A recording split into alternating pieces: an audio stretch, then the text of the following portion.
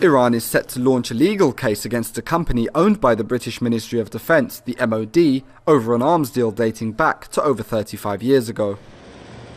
The Independent on Sunday paper reported that Iran will come here to the High Court in London to seek almost £400 million in relation to an order of Chieftain tanks made during the late 1970s.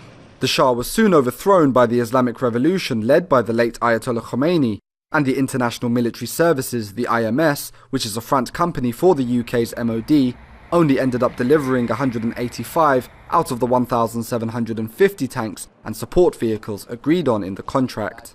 The Iranian government at the time, recognised by Britain, signed a contract to supply those vehicles. They were supposed to be delivered. The government changed, but that shouldn't affect anything. Governments change.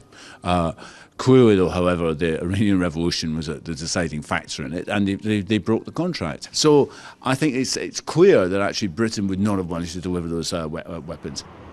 The dispute has been ongoing for the last 30 years, and the International Chamber of Commerce sided with Tehran in an arbitration that concluded in 2009.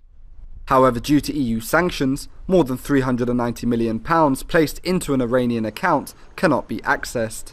They've accepted they have to pay the money back, but actually they haven't paid the money back. All they've done is paid it into this essentially a bank account, which the Iranian government cannot access because of international sanctions. Yes, they have violated that contract, and I think the Iranians should be maybe thinking as well, apart from the money they owed, also the amount of interest that should be owed on that money, which should be sitting there in a bank account. Who's going to get that? Iran will take the case to the High Court this summer, and in doing so will be aiming to assert its sovereignty and rights and set a precedent that the recent moves to warm relations with the West will not be without the putting right of past injustices. Isa Ali, Press TV, London.